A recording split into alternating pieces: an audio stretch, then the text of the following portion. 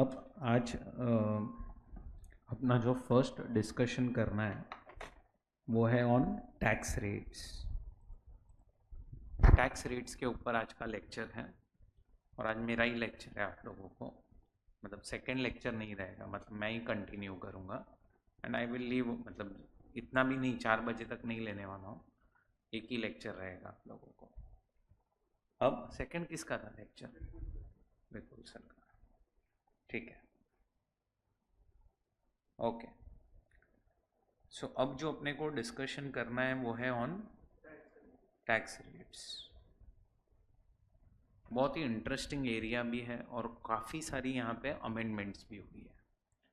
सो exam में question पूछने के चांसेस यहाँ से बहुत ज़्यादा है, जितना हो सके फोकस करना, क्योंकि काफ़ी सारी आज चीज़ें आने वाली है आप लोगों को पढ़ने के लिए यहाँ पे। सो पे अटेंशन। अपना डिस्कशन टैक्स रेट्स के ऊपर है। अपन ने ना टैक्स रेट्स चैप्टर नंबर 1 में पढ़े थे। चैप्टर नंबर 1 में अगर आप याद करोगे तो वहाँ पे टैक्स रेट्स इस तरह से कि individual HUF, AOP, BOI and HAP they are liable to pay basic tax as per slab rates. Surcharge का जो रेट था वो था 10%, 15%, 25% and 37% if income is more than 50 lakhs, 1 crore, 2 crore and 5 crore. Health and education says 4%. In case of firm and local authority, 30% is basic tax, surcharge 12% if income is more than 1 crore. Health and education says 4%. In case of Indian company, basic tax is 30%. In case of foreign company, it is 35%. In case of Indian company, rate of surcharge is 7% and 12% and वहाँ पे 2 and 5 if income is more than 1 crore and if income is more than 10 crores. Health and education says 4% and 4%. Slab rates, note number 1, जिसमें first resident plus senior citizen 0 से लेके 3 lakh no tax, 3 lakh से लेके 5 lakhs 5%, 5 lakh से लेके 10 lakhs 20%, above 10 lakhs 30%. Super senior citizen 0 से 5 lakhs nil, 5 lakh to 10 lakh 70% and above 10 lakh 30%. In case of others, that is last category, 0 से 2.5 lakh nil, 2.5 lakh to 5 lakh 5%, 5 lakh to 10 lakh 20% and above 10 lakh 30%. 2 lakh 50, 5 lakh and 3 lakh is known as basic exemption limit. अब एक Indian company जो है उसको जो tax rate 30% लगता है वो हो जाएगा 25%, बट 25% कब होगा? जब उसका लास्ट टू लास्ट ईयर का टर्नओवर इज लेस देन और इक्वल टू 400 करोड़. फिर रीबेट का हमने एक कॉन्सेप्ट पढ़ा था कि अगर आप रेसिडेंट हो, इंडिविजुअल हो और आपकी इनकम है लेस देन और इक्वल टू 5 lakhs तो हम आपको मैक्सिमम 12,500 का रीबेट देंगे. फिर एक मार्जिनल रिलीफ का कॉन्सेप्ट डिस्कस किया था. मार्जिनल रिलीफ में आप कैलकुलेशन करते हो extra income minus extra tax. उसके बाद डिफ़ॉल्ट टैक्स रेजिम हमने डिस्कस किया था. Default tax regime section number is 115 BAC जो एप्लीकेबल है individual HUF, AOP, BOI and HAP. अगर ये 5 लोगों को बोलेंगे तो कुछ बेनिफिट्स उनके हाथ से छीन लिए गए हैं और उनको बोला गया कि आपके स्लैब रेट्स हो जाएंगे 0 to 3, 3 to 7, 7 to 9, 7 to 10, 10 to 12, 12 to 15 and 15 more than 15, 5%, 10%, 15%, 20% and 30%. यहाँ पे सरचार्ज में सिर्फ 3 ही रेट्स है, 10, 15 एंड 25. HEC 4% है एंड आपका जो रीबेट है अगर इनकम है लेस देन और इक्वल टू 7 lakhs तो आपको हम मैक्सिमम रीबेट देंगे 25,000 का. और अगर आपकी इनकम 7 लाख से ज़्यादा है तो रीबेट मिल भी सकता है और नहीं भी मिल सकता, उसके लिए वो कैलकुलेशन मार्जिनल रिलीफ की तरह करना है. सो हमने ये सारे टैक्स रेट्स चैप्टर नंबर 1 में पढ़े थे. अब जो टैक्स रेट्स हमने डिस्कस किए थे चैप्टर नंबर 1 में, तुम देखोगे तो वो टैक्स रेट डिपेंड करते थे पर्सन के ऊपर.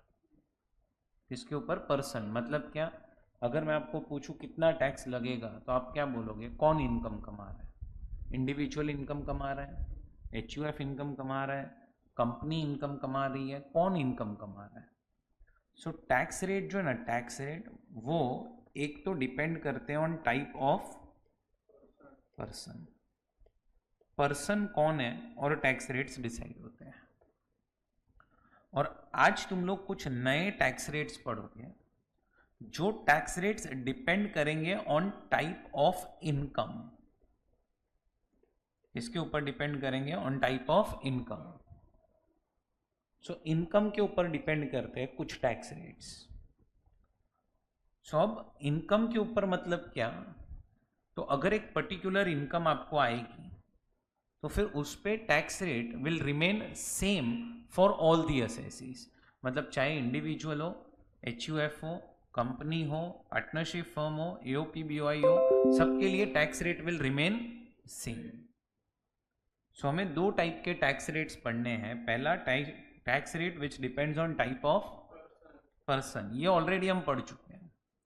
ये आज हमें जो पढ़ना है वो है tax rate which depends on type of income. कुछ टैक्स रेट्स पर्सन के ऊपर डिपेंड करते हैं, कुछ टैक्स रेट्स इनकम के ऊपर डिपेंड करते हैं। हमें टाइप ऑफ इनकम वाले टैक्स रेट्स आज पढ़ने हैं।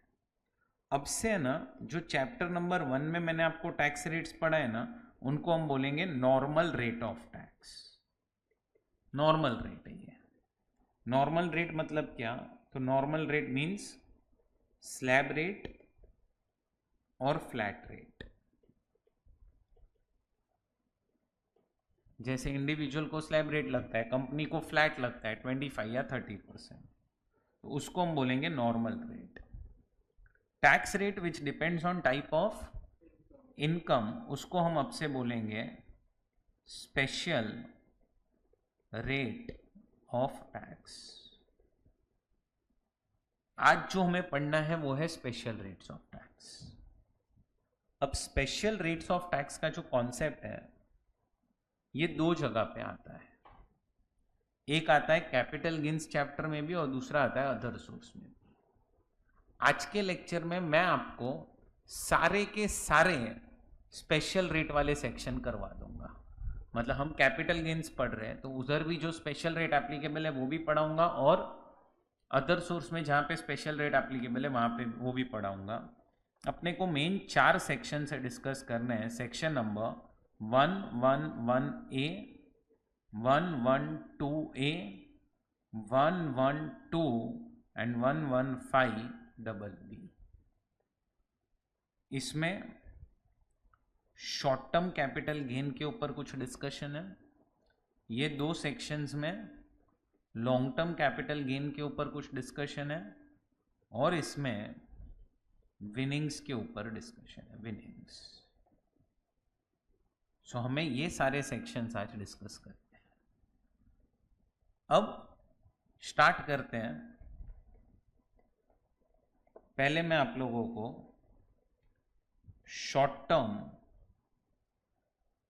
कैपिटल गेन्स के जो टैक्स रेट्स हैं वो पढ़ाने जा रहा हूँ।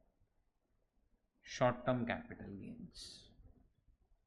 अब शॉर्ट टर्म कैपिटल गेन के अंदर there are 2 sections or there are 2 parts, not 2 sections, 2 parts. पहला है सेक्शन नंबर 111A। अब सेक्शन नंबर 111A में क्या लिखा है, तो 111A में 3 असेट का लिस्ट दिया है। 3 असेट्स का लिस्ट दिया है। नंबर 1 इक्विटी शेयर्स, ये पहला असेट है। Number 2 units of equity oriented fund, and number 3 units of business trust. थोड़ा सा याद करो, मैंने आपको बोला था कि आज रियल एस्टेट मार्केट में इन्वेस्ट करना हो तो लोगों के पास वापस से पैसा उतना नहीं है कि रियल एस्टेट में इन्वेस्ट कर सकें। तो इसीलिए लोग क्या करते हैं, एक बिजनेस ट्रस्ट में इन्वेस्ट करते हैं, और वो बिजनेस ट्रस्ट का काम क्या होता है, रियल एस्टेट में इन्वेस्ट करना। So this is mutual fund only, but real estate का म्यूचुअल फंड। अब अगर ये 3 असेट्स आप ट्रांसफर करोगे, क्या करोगे, ट्रांसफर, और ट्रांसफर के वक्त STT is paid, securities transaction tax is paid. तुम समझो यहाँ पे 3 असेट्स हैं, पहला इक्विटी शेयर्स, दूसरा units of equity oriented fund, and तीसरा यूनिट्स ऑफ बिजनेस ट्रस्ट।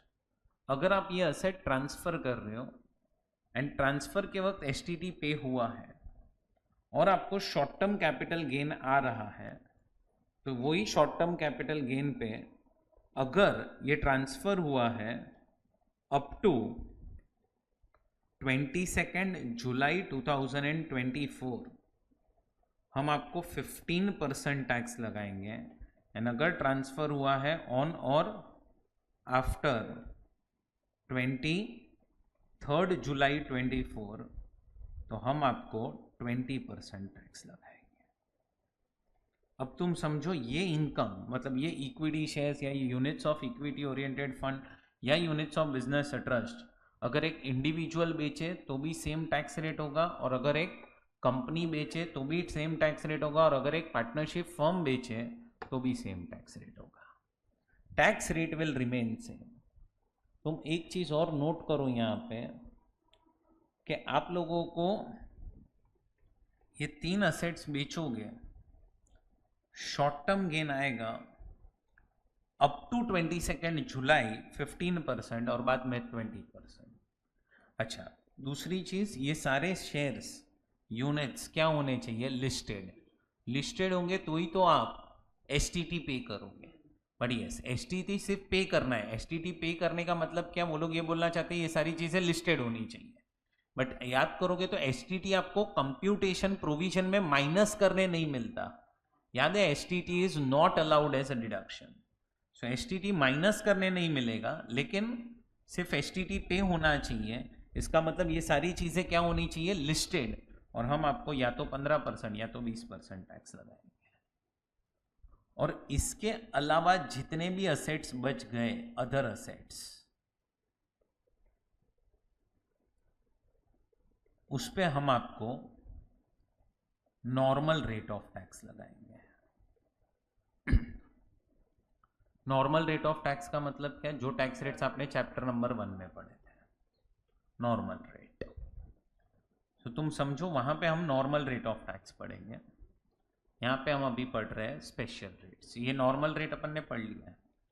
सो आपको कोई पूछे शॉर्ट टर्म कैपिटल गेन में कितने असेट्स पे स्पेशल रेट लगता है, तो आंसर इज ओनली 3 असेट्स। सिर्फ 3 ही असेट्स है जहां पे आपको स्पेशल रेट लगता है इन case of short term capital gain. Short term capital gain में सिर्फ 3 असेट्स पे ही आपको स्पेशल रेट लगता है, बाकी सब पे आपको नॉर्मल रेट ही लगता है। अब मैं क्या बोल रहा हूँ, एक कंपनी है, समझो एक कंपनी ने इक्विटी शेयर बेचे, तो कंपनी ने STT पे किया था, मतलब वो लिस्टेड थे, तो कंपनी को टैक्स क्या लगेगा, या तो 15 या तो 20। अगर एक इंडिविजुअल ने भी इक्विटी शेयर बेचे, STT पे था, तो टैक्स क्या लगेगा, 15 एंड 20।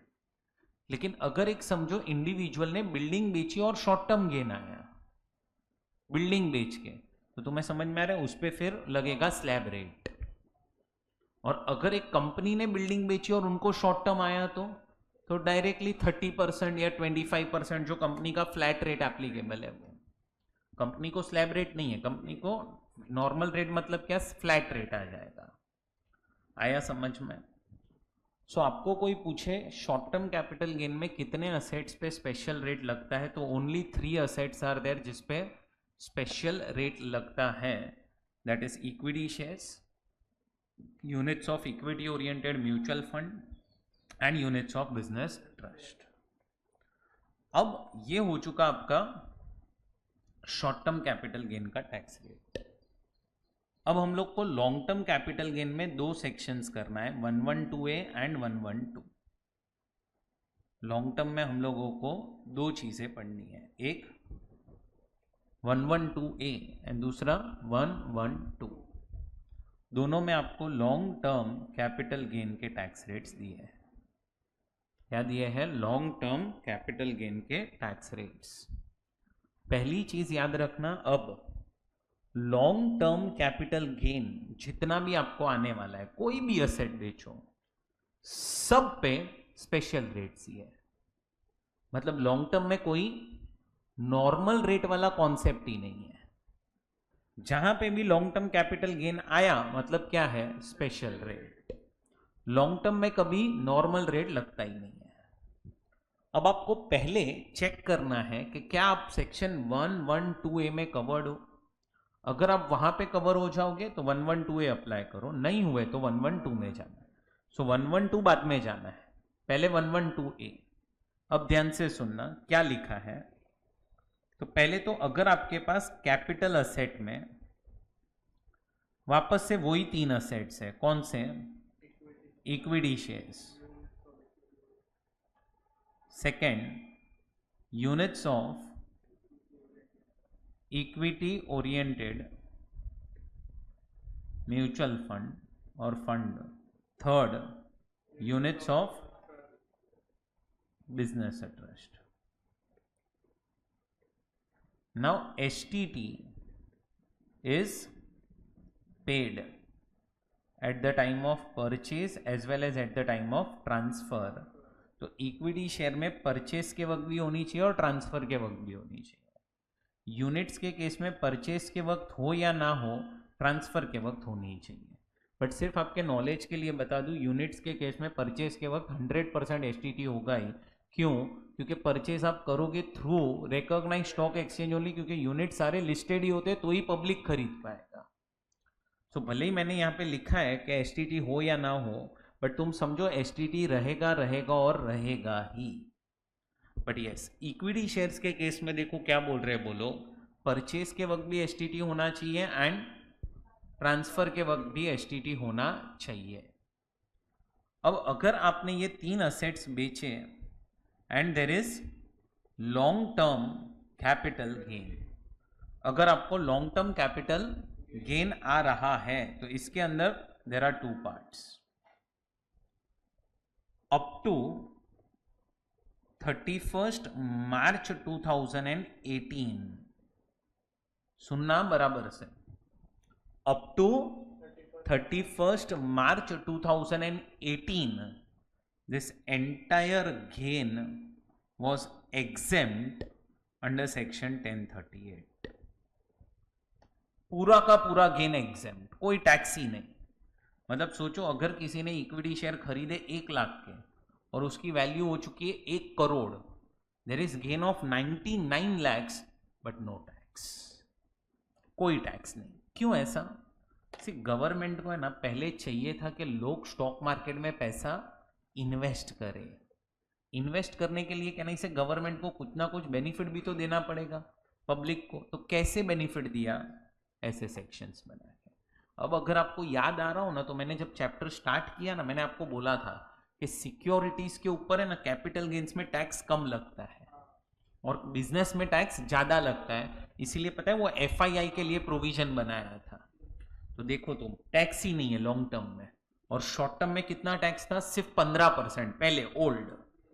बट फिर क्या किया गवर्नमेंट ने? धीरे धीरे धीरे धीरे ये सारे बेनिफिट्स हटा दिए एंड ऑन और आफ्टर 1 April 2018 अब क्या हो चुका है? गेन टैक्सेबल हो चुका है।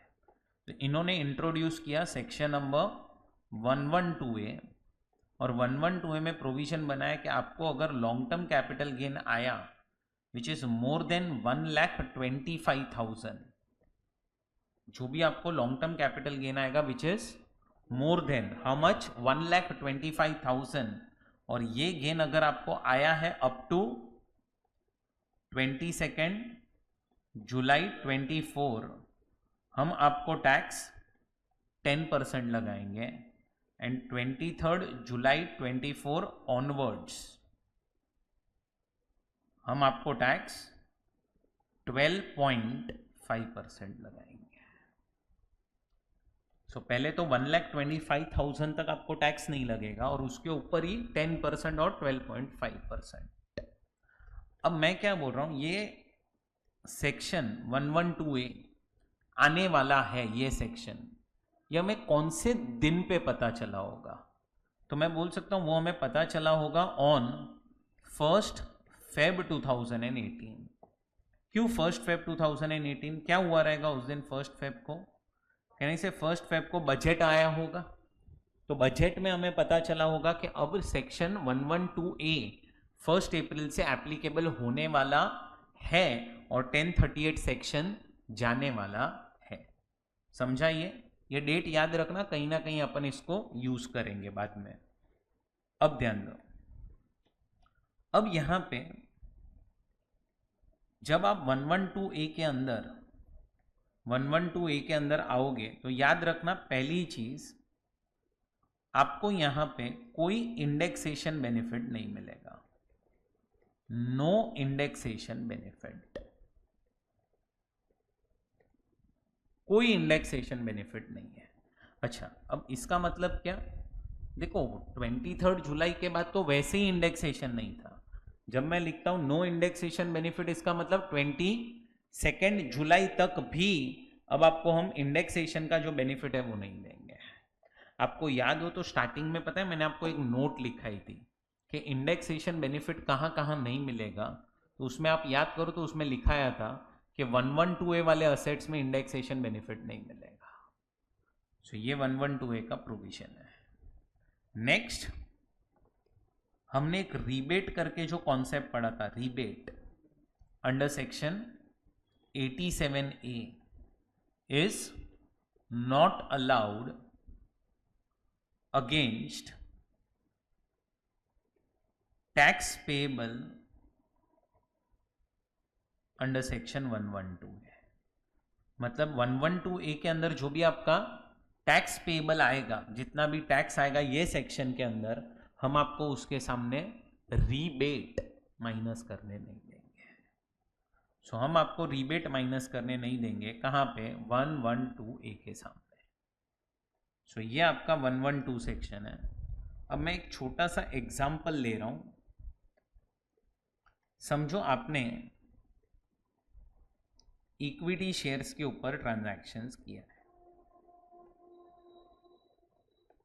इक्विटी शेयर्स जो है उसके ऊपर ट्रांजैक्शंस किए हैं। आपने इक्विटी शेयर्स के परचेजेस किए हैं एंड उसके सेल्स हुए हैं। आपकी जो परचेज कॉस्ट थी, समझो वो थी 5 लाख। आपने परचेज के वक्त STT भरा था 500 और आपने डीमैट अकाउंट ओपन करवाया था ब्रोकर के पास, तो उसको 5,000 का ब्रोकरेज दिया। सेल के वक्त जो आपका सेलिंग प्राइस आया वो आया 20 लाख रुपया। आपका जो STT है समझो वो आया 1,800 रुपया एंड आपका जो ब्रोकरेज है वो आया 15,000 रुपया। अब ये जो इक्विटी शेयर्स है, या तो ये इक्विटी शेयर्स शॉर्ट टर्म हो सकते हैं या फिर ये इक्विटी शेयर्स लॉन्ग टर्म हो सकते हैं। शॉर्ट टर्म हुए तो यू विल स्टार्ट विथ, कहना इसे FVOC। कितना आएगा आपका FVOC?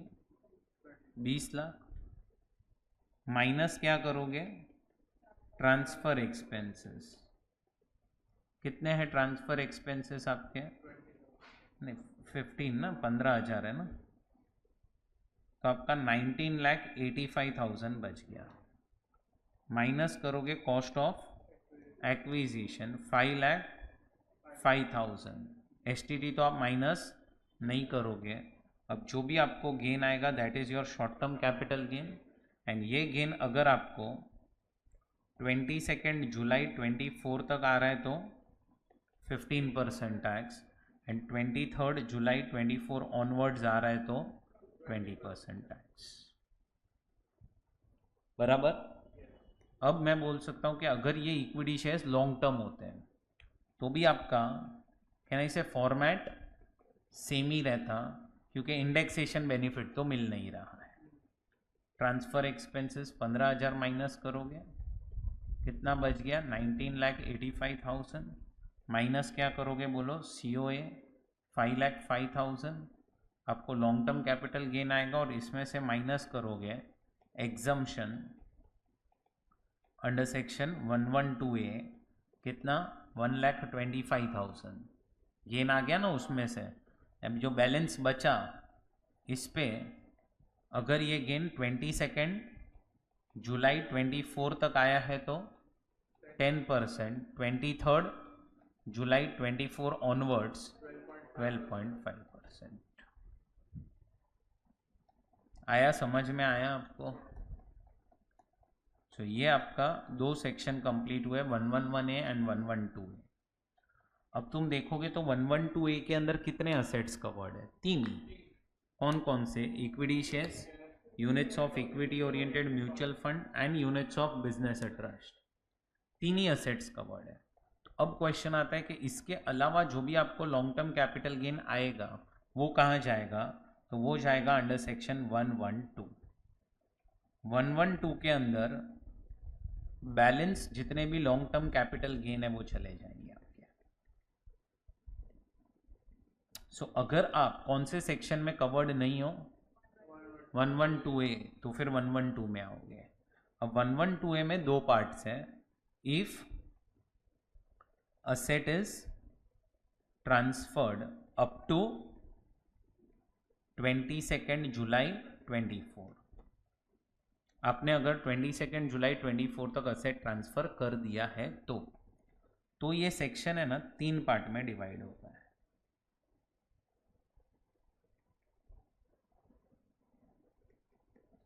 तीन पार्ट में डिवाइड होता है। पहला listed securities other than unit, जितनी भी लिस्टेड सिक्योरिटीज है। हाँ, बट अगर आप 112A में कवर हो गए ऊपर तो यहां पे नहीं आओगे आप लोग। एंड 0 कूपन बॉन्ड्स, ये दो असेट्स के केस में ना, ये दो असेट्स के केस में आपके पास दो ऑप्शंस है। या तो आप टैक्स भरना 20% विथ इंडेक्सेशन बेनिफिट, या फिर आप टैक्स भरना 10% विदाउट इंडेक्सेशन। मतलब क्या? तो ये लोग बोल रहे हैं कि आप है ना एक काम करो, FVOC ले लो, उसमें से ICOA माइनस करो, ICOA, तो आपको लॉन्ग टर्म कैपिटल गेन मिलेगा। इस पे आप टैक्स लगाओ 20%। या फिर दूसरा ऑप्शन है FVOC में से सिर्फ COA माइनस करो, लॉन्ग टर्म कैपिटल गेन मिलेगा और उस पे 10%। आप क्या सिलेक्ट करोगे? तो ऑब्वियसली जहां पे टैक्स कम आएगा। बट वापस से मैं बोल देता हूं, यहां पे लिखा है listed securities other than unit and 0 coupon bond. अगर सिक्योरिटीज 112A में कवर हो गई तो यहां पे आप नहीं आओगे। अच्छा, नेक्स्ट है अनलिस्टेड सिक्योरिटीज। बोलो क्या है नेक्स्ट? अनलिस्टेड सिक्योरिटीज के अंदर वापस से देयर आर 2 पार्ट्स।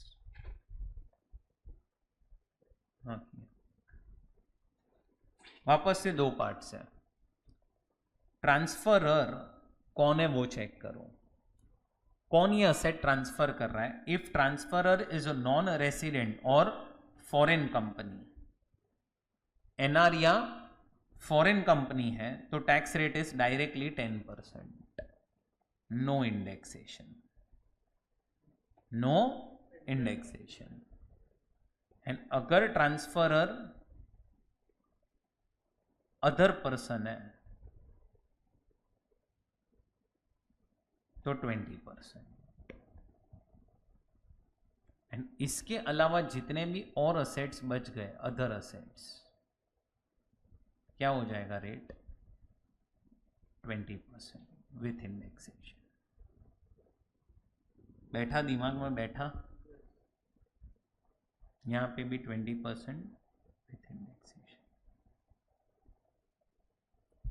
तो सेक्शन 3 पार्ट में डिवाइड होता था। अब आप देखोगे तो if asset is transferred on और आफ्टर 23 जुलाई 24, तो इंडेक्सेशन बेनिफिट हट गया। क्या किया पता है इन्होंने टैक्स रेट में? ये ऐसा 3 पार्ट में बाइफर्केशन नहीं, सिर्फ एक ही टैक्स रेट 12.5%, खत्म। 12.5%। अब कोई अलग अलग टैक्स रेट्स ही नहीं है। मतलब 23 जुलाई के बाद और भी इजी हो गया अपने लिए, ये कोई याद रखने की जरूरत नहीं है, बट आपको याद रखना पड़ेगा क्योंकि आपका जो प्रीवियस ईयर है वो है 24-25। सो अभी ये टैक्स रेट हो गया 12.5, एक ही टैक्स रेट। अब है ना, ये गवर्नमेंट ने ये जो बेनिफिट हटाया ना इंडेक्सेशन का, उसको लेके ना बहुत ऑपोजिशन ने क्वेश्चंस रेज किए थे। क्योंकि तुम समझो, इन्होंने क्या बोला कि हम है ना आपका टैक्स रेट कम कर रहे हैं, 20 का 12.5 कर रहे हैं, लेकिन इंडेक्सेशन बेनिफिट हटा रहे हैं। तो लोगों ने ना बहुत क्वेश्चंस करना स्टार्ट किया, बोला कि इंडेक्सेशन बेनिफिट रहने दो, क्योंकि आप जब इंडेक्स कॉस्ट माइनस करते हो इन्फ्लेट करके और उस पर 20% टैक्स कैलकुलेट करते हो तो वो टैक्स कम आएगा, और अगर आप इंडेक्सेशन बेनिफिट हटा के 12.5 लगाओगे ना तो भी टैक्स ज्यादा आएगा। भले ही आपने टैक्स रेट कम किया है, बट इंडेक्सेशन बेनिफिट हटाया ना, उसके वजह से हमारा टैक्स बढ़ रहा है। तो बहुत बहुत जब आप 23 जुलाई को देखोगे, जब ये बजट आया, उसके बाद तो बहुत लोगों ने इसके ऊपर क्वेश्चंस उठाए।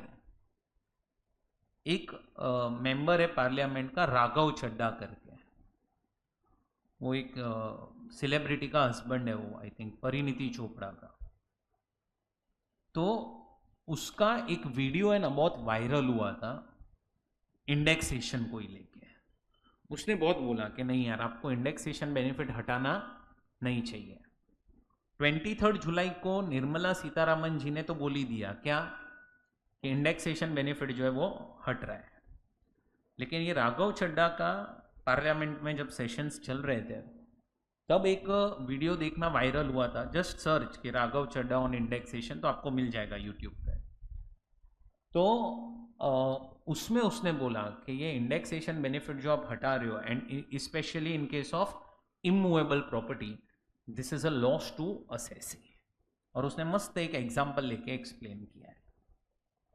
तो जब ये बिल अनाउंस हुआ 23 जुलाई को इन पार्लियामेंट, उसके बाद मैंने आपको क्या बोला है पता है ना, कि लोकसभा एंड राज्यसभा में ये जाता है बिल। तब जब ये लोकसभा राज्यसभा में गया था, तब एक और अमेंडमेंट की गई 112A के अंदर। और ये 112A के अंदर क्या अमेंडमेंट की गई, ध्यान से सुनना।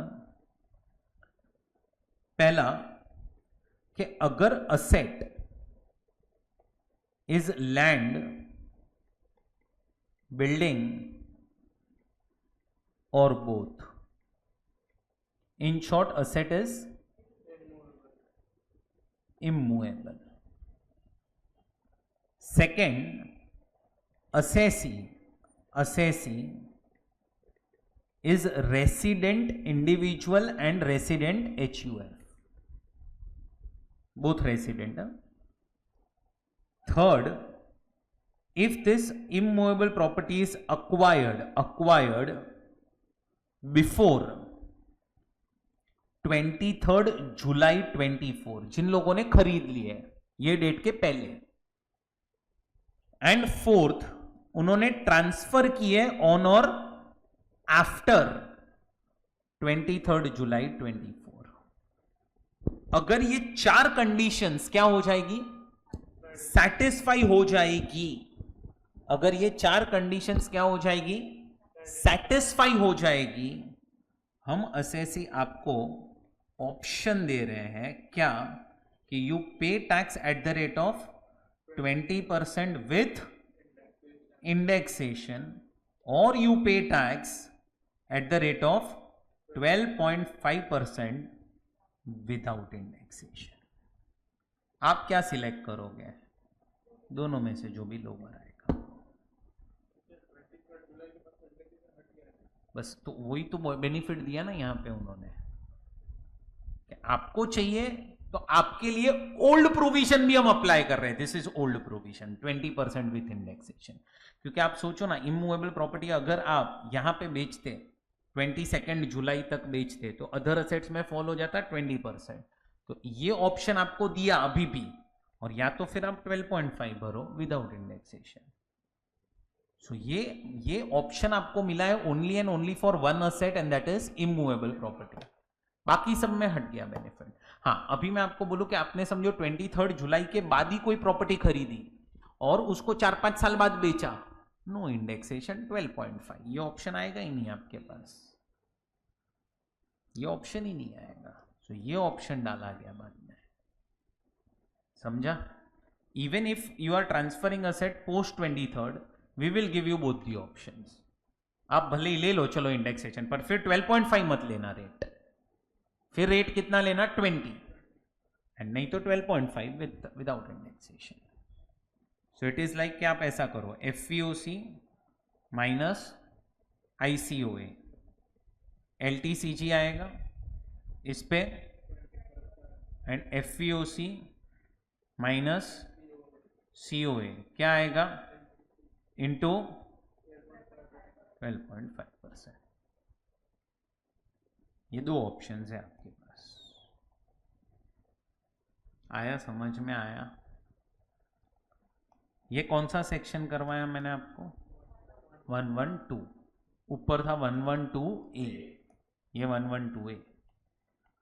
अब आ रहा है नेक्स्ट प्रोविजन जो है section number 115BB, that is income from winnings.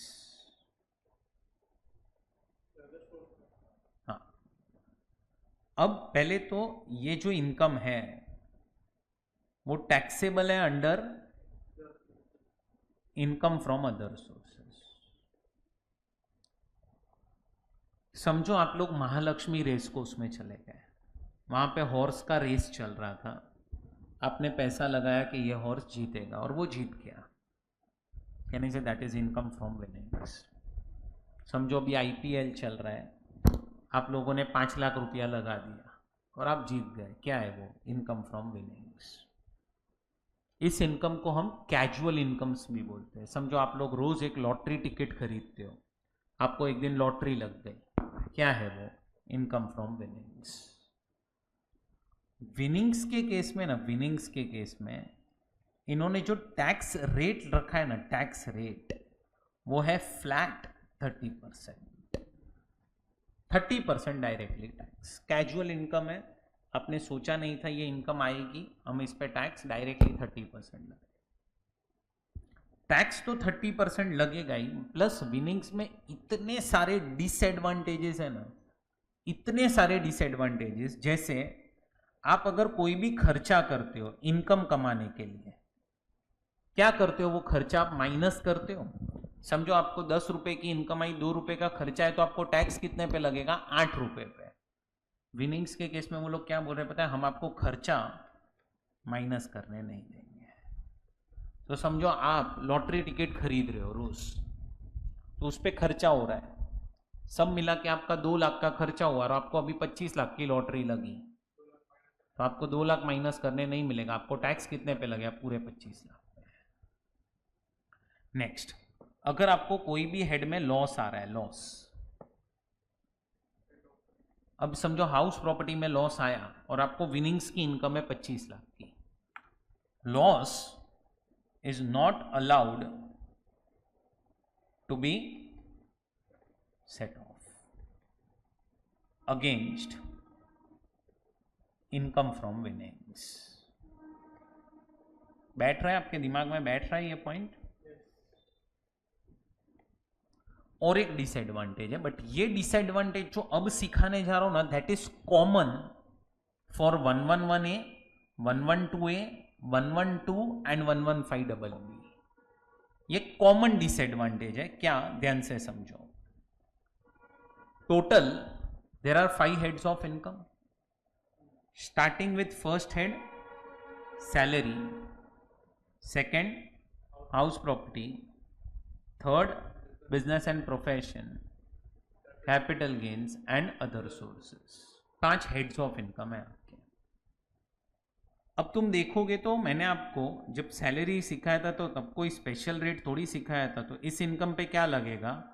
Normal rate of tax लगेगा। इस पे भी नॉर्मल रेट लगेगा टैक्स का, इस पे भी नॉर्मल रेट लगेगा।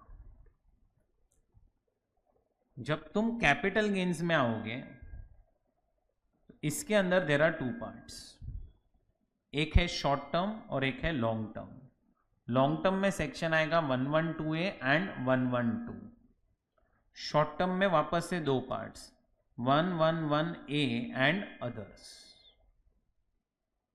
अब मैं क्या बोल रहा हूं, ये जो 111A है इस पे क्या लगता है? Special rate. अदर्स पे क्या लगता है? Normal rate. 112A एंड 112 में वापस से क्या लगेगा? Special rates.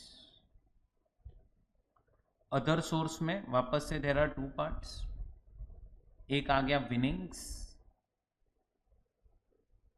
115 डबल बी, क्या लगेगा इस पे बोलो? Special rate. और इस पे लगेगा अदर इनकम्स। विनिंग्स को छोड़ के जो भी अदर इनकम्स बच गई उस पे लगेगा नॉर्मल रेट।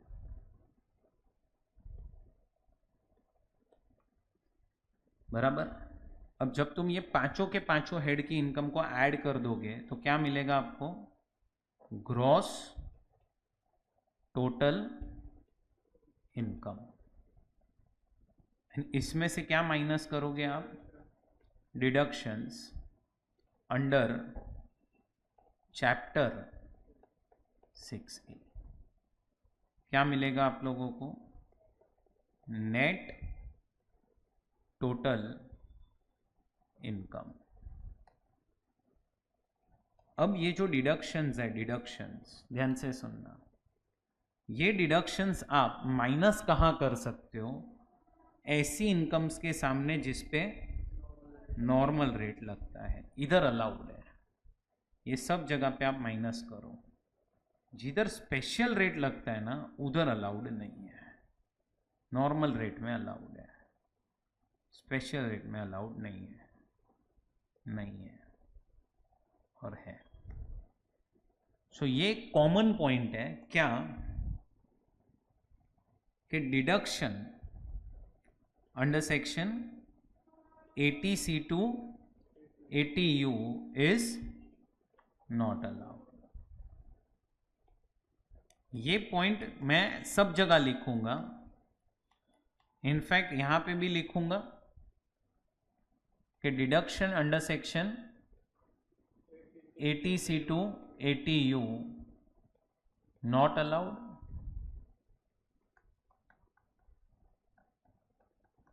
यहां पे भी लिखूंगा, यहां पे नीचे ही लिख देता हूं, deduction under section 80C2 80U not allowed.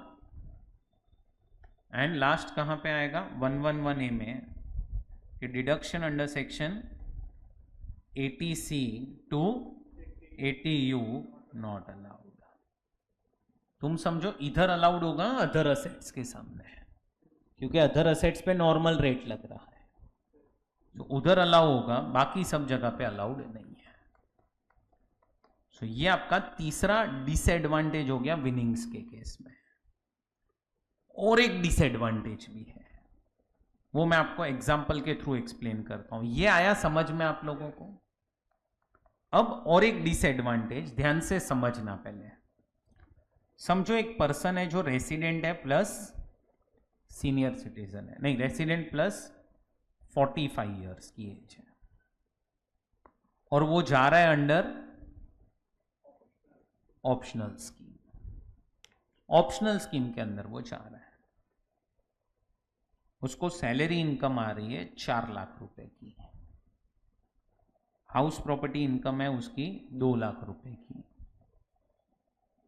Capital gains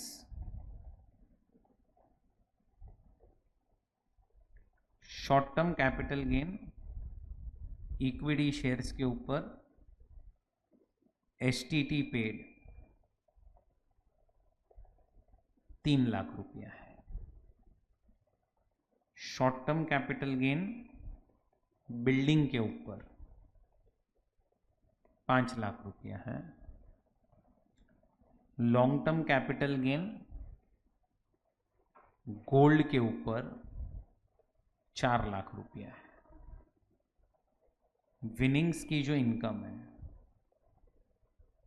6 lakh रुपया है। अदर इनकम 2 लाख रुपया है।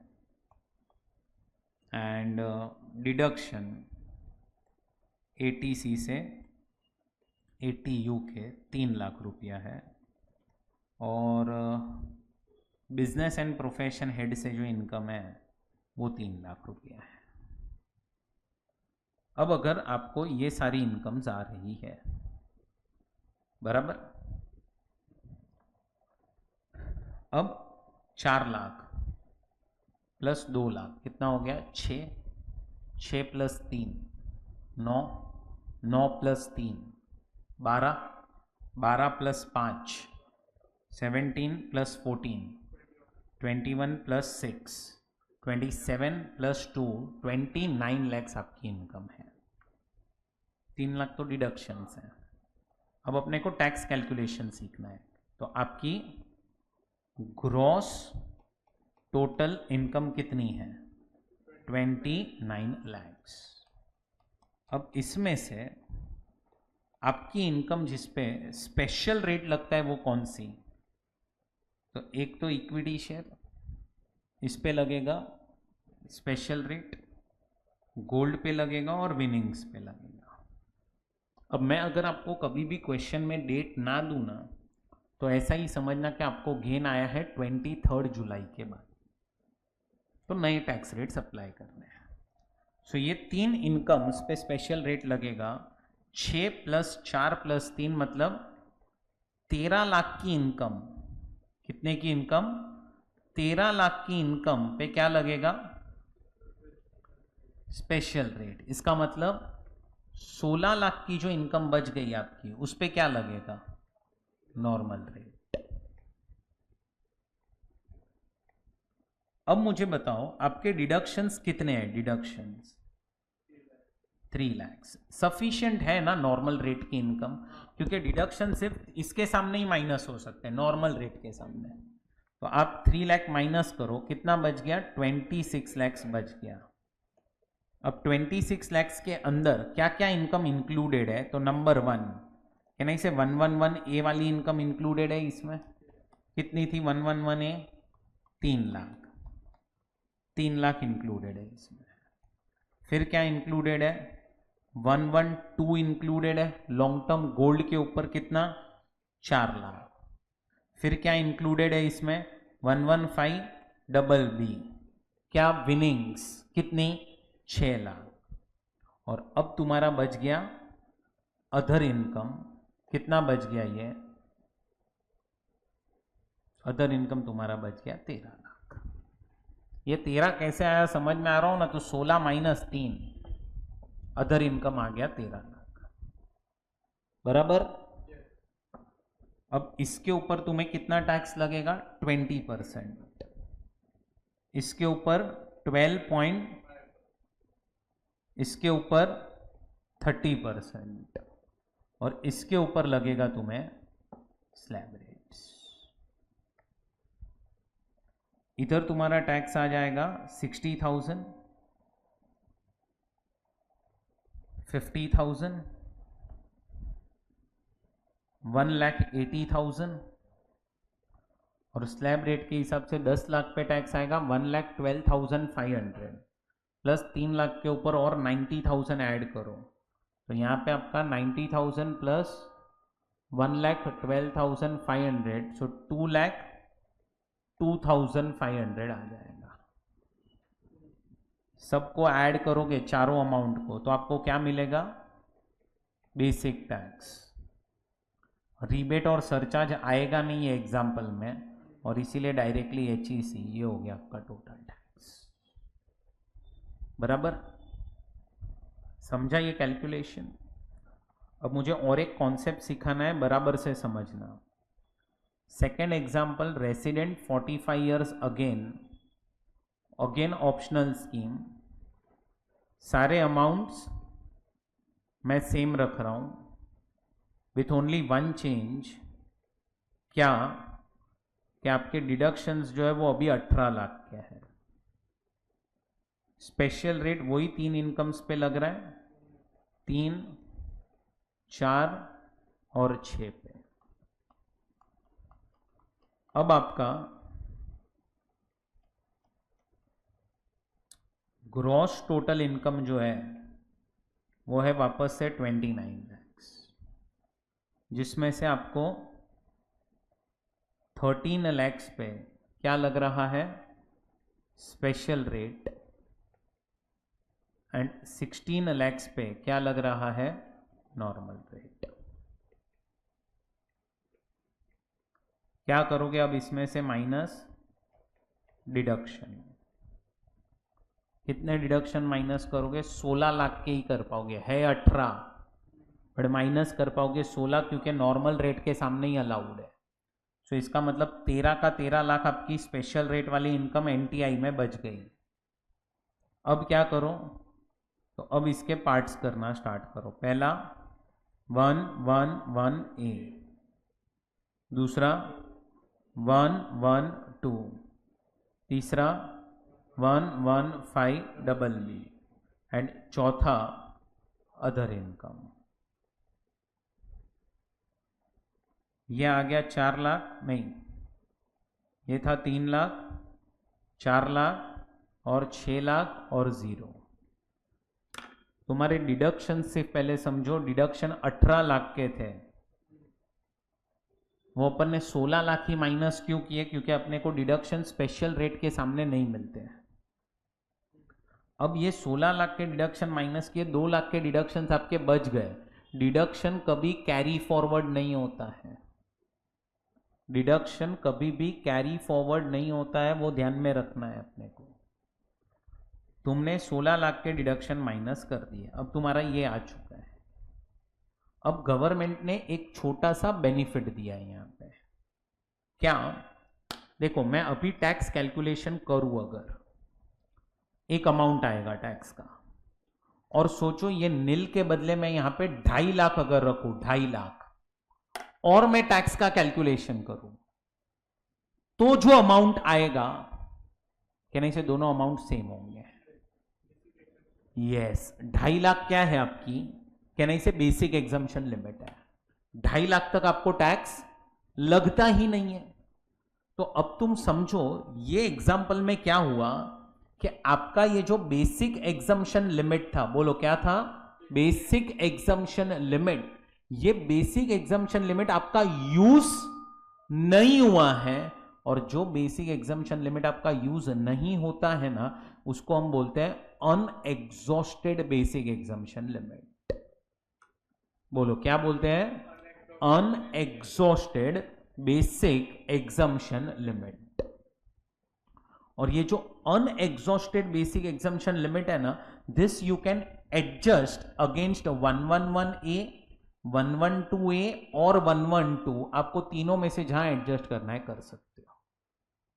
किधर एडजस्ट नहीं कर सकते आप, विनिंग्स के सामने नहीं कर सकते। तो ये 2.5 लाख आप 3 लाख के सामने भी एडजस्ट कर सकते हो, और 12 लाख, ये 4 लाख के सामने भी कर सकते हो। इधर टैक्स 20% है और इधर 12.5 है, तो कहने से इट इज ऑलवेज बेनिफिशियल कि हम यहां पे एडजस्ट कर लें।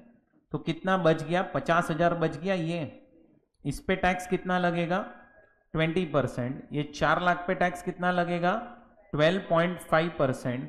ये 6 लाख के ऊपर टैक्स कितना लगेगा, 30%। और अब यहां पे आपका टैक्स आ जाएगा 10,000, यहां पे 50,000, यहां पे 1,80,000। टोटल करो क्या मिल जाएगा आपको, बेसिक टैक्स, फिर क्या ऐड करना, हेल्थ एंड एजुकेशन सेस।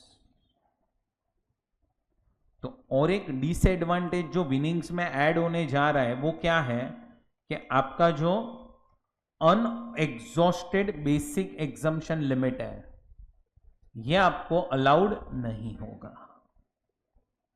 अच्छा, और एक गलती मत करना, ये अनएग्जॉस्टेड बेसिक एग्जम्पशन लिमिट आपको एडजस्ट करने मिला सिर्फ ये 3 इनकम्स के ही सामने, विनिंग्स के सामने नहीं मिलता। और दूसरा, unexhausted basic exemption limit resident individual को भी नहीं मिलेगा और रेसिडेंट एचयूएफ को भी नहीं मिलेगा। Sorry, resident individual and HUF को ही मिलेगा, sorry, non resident individual and non resident HUF को नहीं मिलेगा। सिर्फ ये दो ही असेसीज को मिलेगा। कौन? Resident individual and resident HUF. ये दो ही असेसीज है जो unexhausted basic exemption limit adjust कर सकते हैं, बाकी कोई नहीं। आया समझ में? आया? कैलकुलेशन समझे ये सारे? अब आप लोगों को और भी काफी कुछ डिस्कशन है, लेकिन आपको 2-3 केस मैं दे रहा हूं जो आप लोगों को सॉल्व करने हैं। एक non resident 87 years under optional scheme, बाद में करना है, पहले अपन लिख लेंगे सब कुछ। 3 लाख, 4 लाख, 2 लाख, 4 लाख, 5 लाख, 3, 3, 4 एंड 16 लाख, ये सम आपको करना है। और एक resident 67 years again under optional scheme, 6 lakh, 2 lakh, nil, 3 lakh, 6 lakh, 6 lakh, 4 lakh, 3 lakh और 16 लाख। ये 2 केसेस आपको करने हैं। पहले अपन क्या करेंगे, इतना सब पहले लिख लेते हैं, क्योंकि काफ़ी आज क्वेश्चंस हम लोगों को इस पे डिस्कस करना है।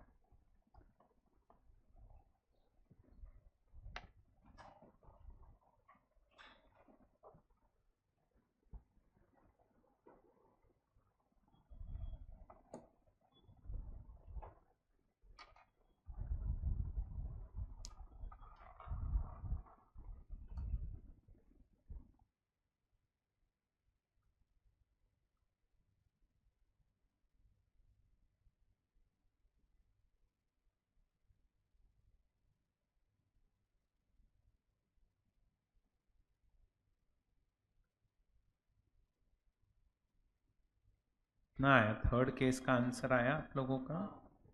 क्या अमाउंट आ रहा है थर्ड केस में? टोटल टैक्स 2,15,800 आ रहा है ये आंसर आपका? सेम आ रहा है? सेम आ रहा है। नेहा है आपका? अच्छा, एनटीआई कितना आया? एनटीआई आप लोगों का थर्ड केस में? नहीं नहीं, NTI net, net total income 12 lakh net total income आएगा, बराबर। शॉर्ट टर्म कैपिटल गेन है उसमें, है कि नहीं है? कितना? 111 ए वाला अमाउंट 4 लाख, 112 में long term 3 lakh and winnings 3 lakh, other income 2 lakh है क्या? ओके, यहाँ पे बेसिक एग्जम्पशन लिमिट 2.5 लाख का 50,000 अनएग्जॉस्टेड, बट इसका कोई रेलेवेंस नहीं होगा क्योंकि वो नॉन रेसिडेंट है।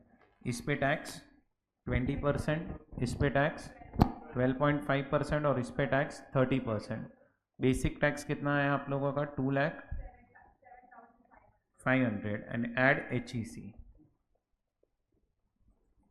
नेहा समझा अभी आपको? बराबर। फोर्थ केस का आंसर क्या आ रहा है? फोर्थ 2,34,000। इसमें आपका एनटीआई कितना आया? 14, 111 ए, 112, फिर विनिंग्स, अदर्स में 1 लाख, अनएग्जॉस्टेड कितना है?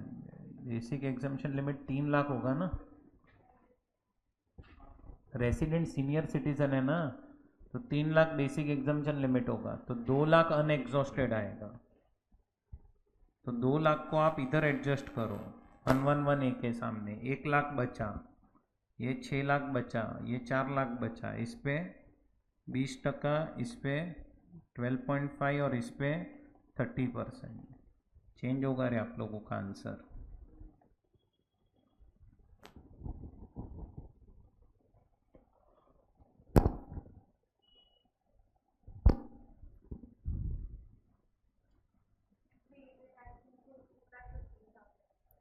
HEC ऐड करके बता दो। 223,600। फोर्थ का answer 223,600। Okay,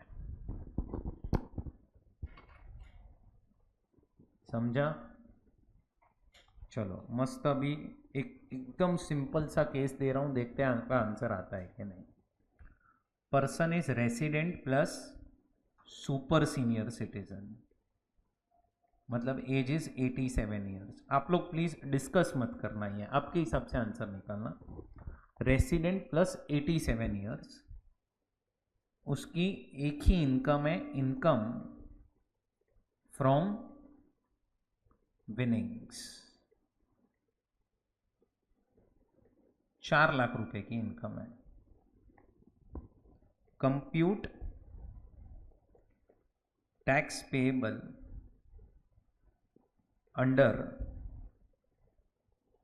optional scheme and default scheme. बस इतना ही क्वेश्चन है। एक ही इनकम है, income from winnings 4 lakh, 87 years age है। Compute tax payable under optional and default, करो सो।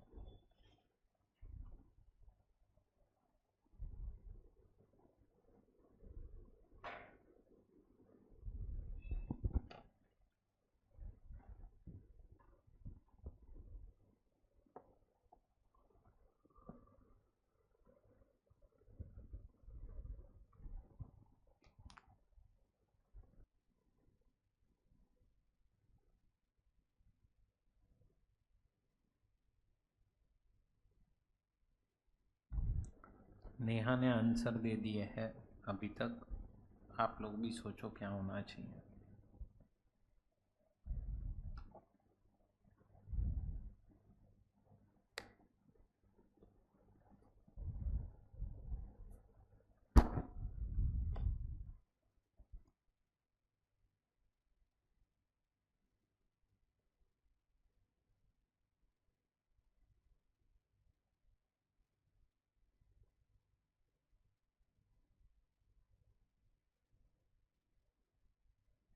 देव ने आंसर दिया है दोनों में नील आएगा। नेहा ने आंसर दिया है दोनों में 1,24,800 आएगा। रियल 80,000 दोनों में, ऑप्शनल में। ओके, आर्यन ने बोला है नील आएगा। क्यों नील क्यों आएगा? तो अनएग्जॉस्टेड आप विनिंग्स के सामने किधर एडजस्ट कर सकते हो? आप अनएग्जॉस्टेड नहीं कर सकते ना विनिंग्स के सामने, नहीं तो हमने जितने भी सम किए सब में विनिंग्स के सामने नहीं करते अपन एडजस्ट। अनएग्जॉस्टेड का कॉन्सेप्ट तो आएगा नहीं यहां पे। अब क्या करेंगे? आपका 80 कैसे आया टैक्स मैडम?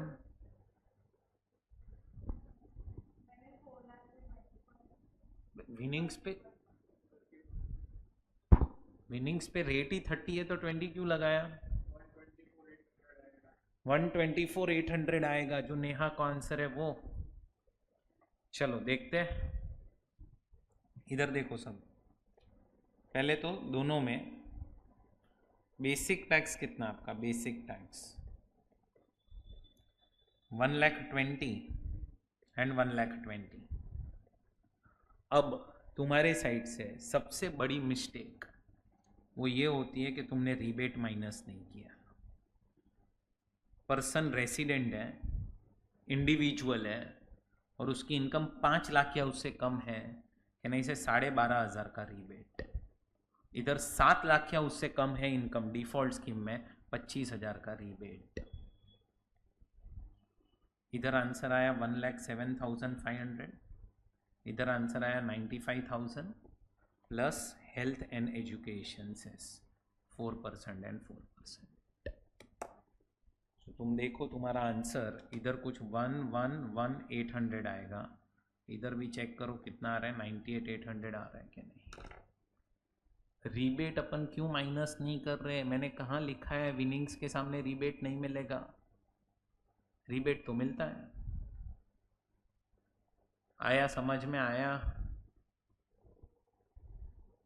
चलो लिख लेंगे आंसर, फाइनल आंसर सिर्फ चेक कर लेना ना। बराबर देव, समझा आपको?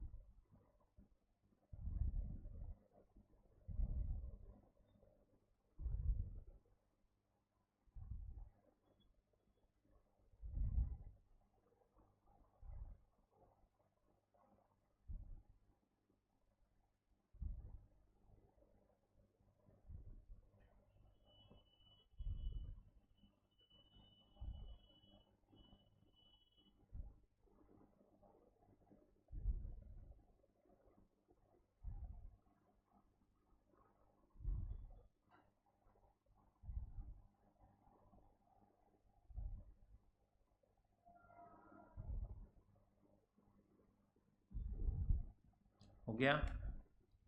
चलो और एक केस देता हूं आपको, सॉल्व करना है। Person is resident plus he is senior citizen, उसको लॉन्ग टर्म कैपिटल गेन आया है on transfer of equity shares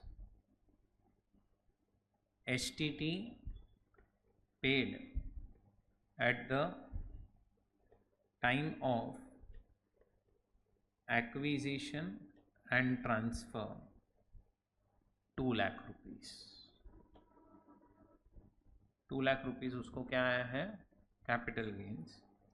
and उसकी जो अदर इनकम है, अदर इनकम वो है 2,80,000। 2,80,000 उसकी अदर इनकम है। कंप्यूट टैक्स पेबल अंडर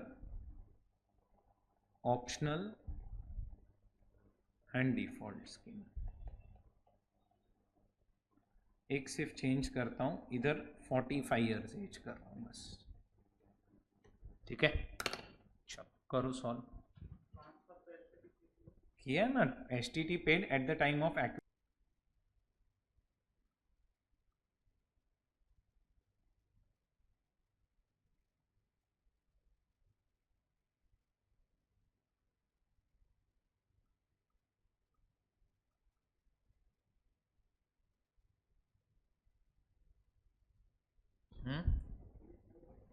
देखते हैं ना।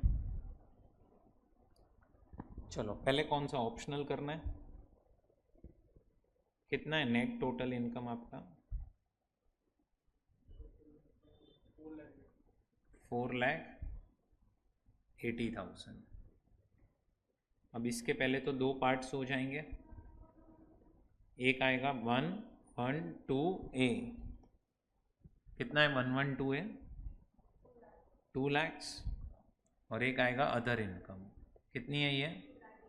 2,80,000। चलो इधर देखो अभी सब, ये 2,80,000 पे टैक्स कितना आएगा, स्लैब रेट के हिसाब से आ जाएगा, 30,000 पे टैक्स आएगा, 5% कितना आएगा, 1,500। इसमें से 1,25,000 माइनस करना पड़ेगा, कितना बचा, 75,000। इसके ऊपर 12.5% टैक्स, अमाउंट बताएंगे 9,375 प्लस 1,500 रुपया दोनों को ऐड करो, कितना आ रहा है 1,0875 माइनस क्या करोगे, रिबेट कितना 1,500 रुपया रिबेट आएगा सिर्फ, क्यों 1,128 के सामने रिबेट नहीं मिलता, तो आपका बचा कितना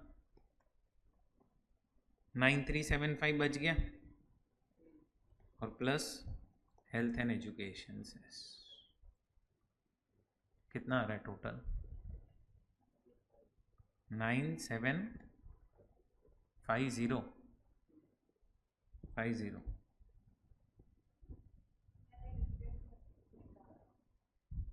अभी ऊपर वाले सब में भी तो रिबेट में ही गड़बड़ की है, देखो ना 5 लाख ही है ना आपकी इनकम,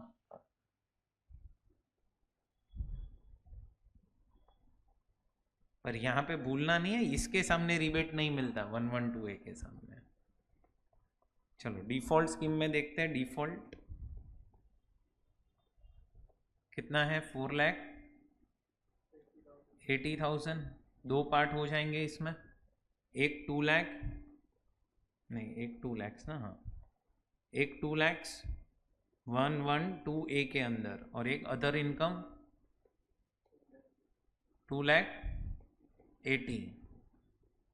अब इधर बेसिक एग्जाम्पशन लिमिट 3 लाख की आएगी, 20,000 अनएग्जॉस्टेड बेसिक एग्जाम्पशन लिमिट बनेगा, इधर से पहले 1,25,000 एग्जाम्पशन माइनस होगा, 75,000 बचेगा, ये 20,000 इधर एडजस्ट होगा, 55,000 बचेगा, उस पर 12.5% टैक्स लगेगा, कितना आ रहा है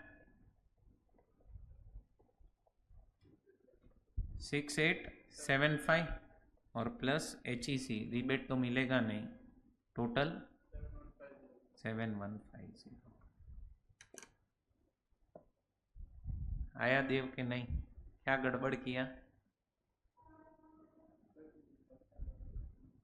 रियल,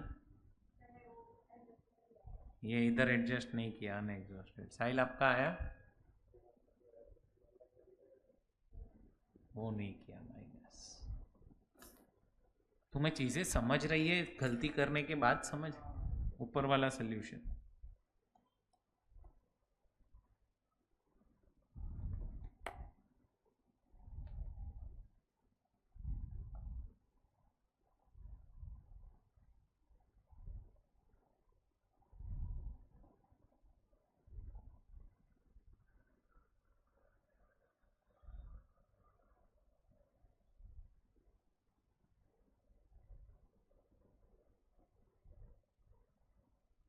विपुल सर का कितने बजे से लेक्चर आपका, मैं 12 तक ही ले रहा हूँ, आ गया मैसेज, है ना, वो नहीं होता तो भी मैं ले लेता, पर वो है अभी।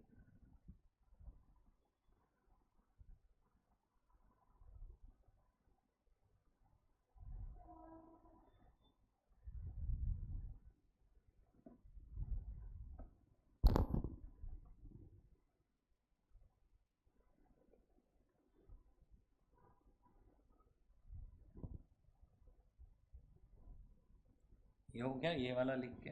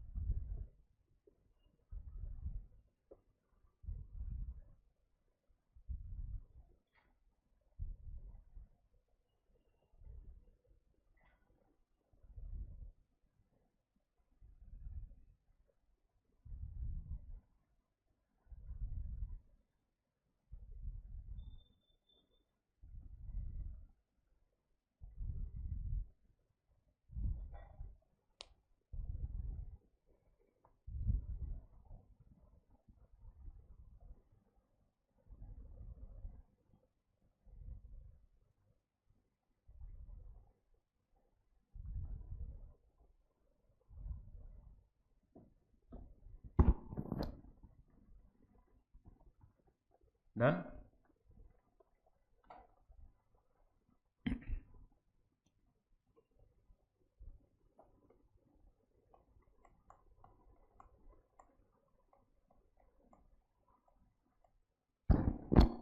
अब है ना, ये एक क्वेश्चन है,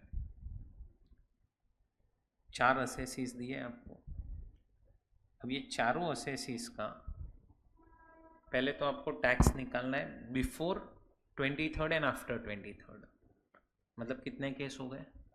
8 ना, बिफोर एंड आफ्टर। और बिफोर और आफ्टर में ऑप्शनल और डिफॉल्ट दोनों निकालना है। कितने हो गए? 16। बराबर। तो it is like mister A optional scheme up to 22 July अगर गेन आया होगा तो क्या, mister A optional scheme 23 July के बाद आया होगा तो क्या। Third case mister A default scheme up to 22 July and fourth case default scheme after 23 जुलाई। बराबर। आप लोग पहले 2 केस करो ना सॉल्व, फिर देखते हैं आगे का, मिस्टर ए का और मिसेस बी का। समझा ना तुम लोगों को? स्टार्ट।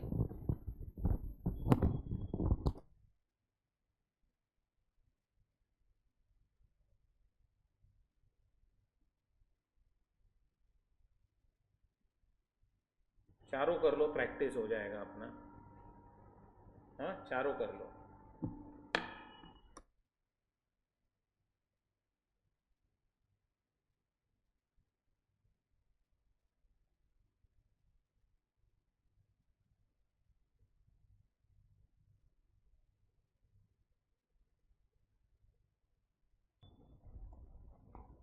चलो पहले तो ऑप्शनल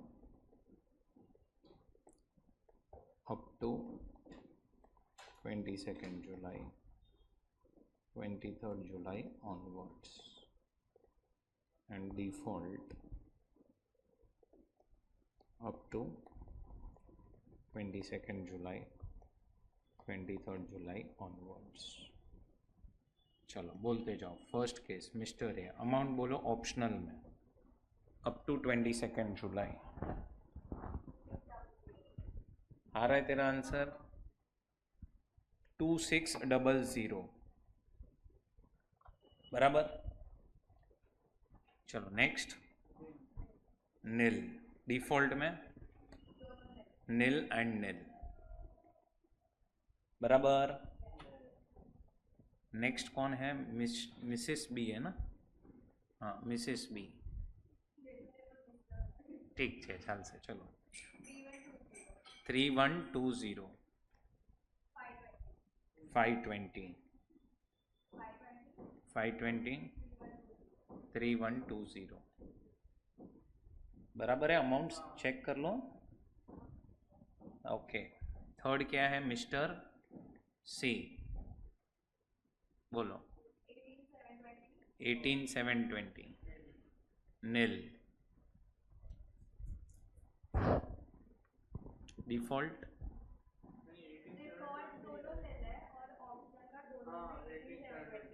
इधर नील नील, डिफॉल्ट दोनों ना, इधर 18720 ना। लास्ट केस मिस्टर डी 11,960, 11,960 बन वो दोनों में 9360, 9360। Aryan, Neha, okay.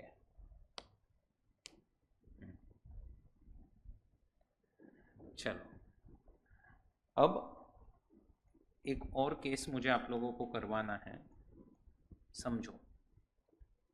Assessee is mister A, जो है रेसिडेंट प्लस 45 ईयर्स एज है उसकी। उसके पास एक असेट है जो है house property.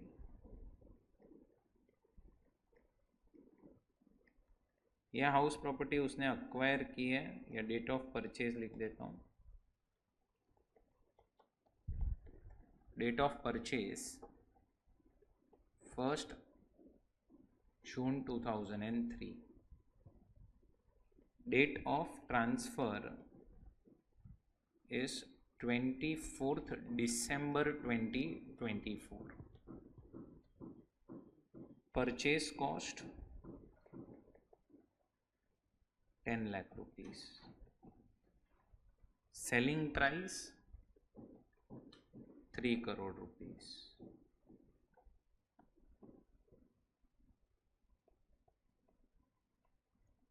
Stamp duty value as on the date of transfer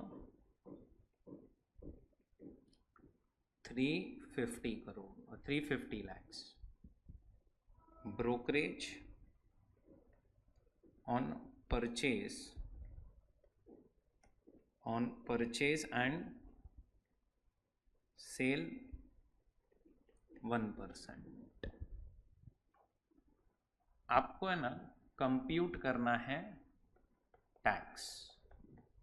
अब मैं क्या बोल रहा हूँ, अभी है ना इधर कोई अनएग्जॉस्टेड ये वो सब मत लेके आना, सिर्फ बेसिक टैक्स निकाल के दो मुझे। कितना आएगा, क्या निकालना है? सिर्फ बेसिक टैक्स, कोई अनएग्जॉस्टेड का एडजस्टमेंट, क्योंकि मैंने आपको सिर्फ कैपिटल गेन्स का डेटा दिया है, अदर इनकम्स कुछ बताया नहीं है। आप सिर्फ इधर टैक्स कितना आएगा वो सोचो बस। उसके लिए गेन निकालना पड़ेगा कितना है और टैक्स का अमाउंट करो। यस, वो जो नोट लिखाई थी मैंने, तो आपको दोनों ऑप्शन करने हैं यहाँ पे, दोनों के हिसाब से कैपिटल गेन निकालो। एक पे 20 लगाओ, एक पे 12.5।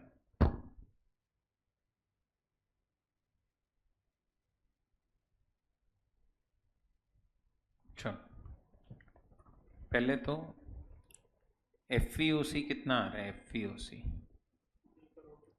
350 लैक्स। अपन ऑप्शन 1 पहले देख रहे हैं। इसमें से आप ब्रोकरेज माइनस कर दोगे, कितना? 3 लैक्स। सो 347 lakhs is your net consideration minus ICOA. What will be your ICOA? 10 lakhs, 10,000 into divide by 109, जो भी आएगा माइनस करो, जो आंसर आएगा उस पर 20% टैक्स। अमाउंट बताएंगे 20% कितना आ रहा है? 284 आया प्रियल?